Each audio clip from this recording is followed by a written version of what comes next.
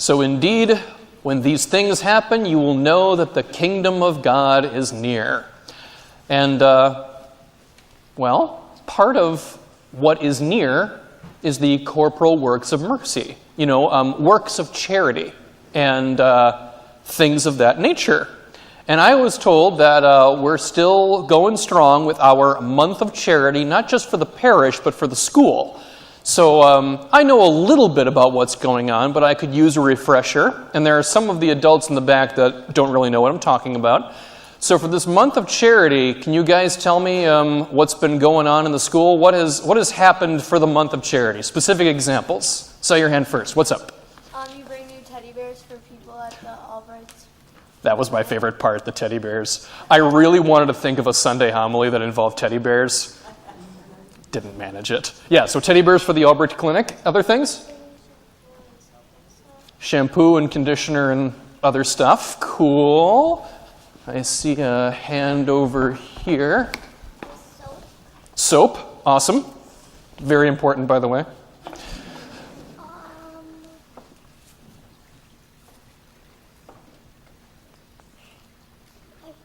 Okay. Yeah. Face and body wash. Face and body wash. All right. Food. Kind of figured that was there somewhere. Water? Water? Okay. Excellent. Is that a hand? Okay. Yeah. Soap and water. Soap and water. All right. Yep.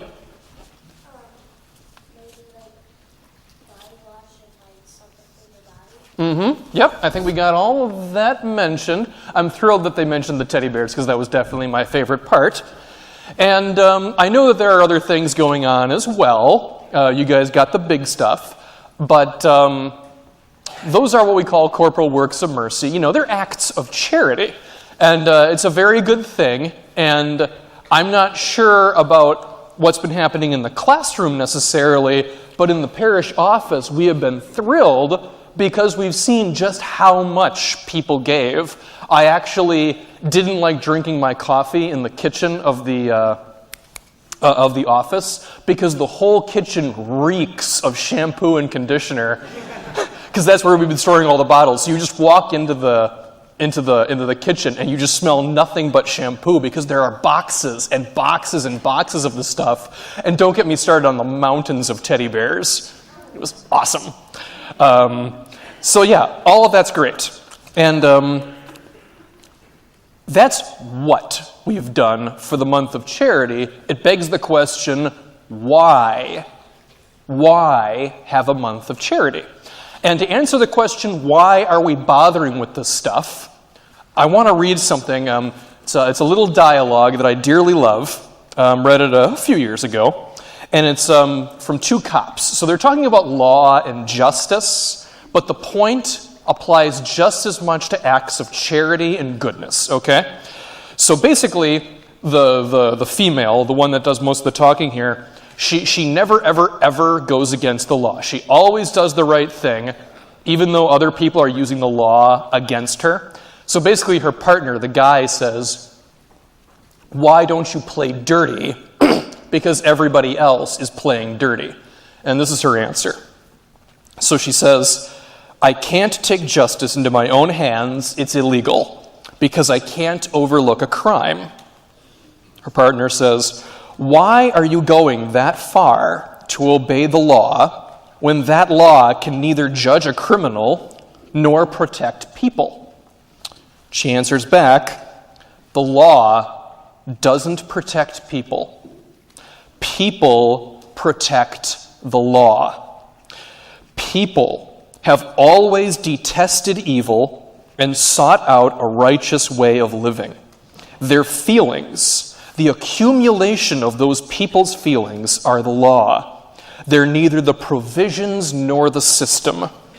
They're the fragile and irreplaceable feelings that everyone carries in their hearts.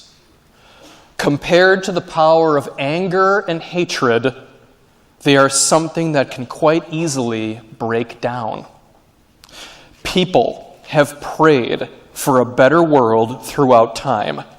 In order for those prayers to continue to hold meaning, We have to try our best to protect it to the very end. We can't just give up on it. And her partner responds, if there ever comes a time when everyone feels that way, the very core of injustice would probably disappear.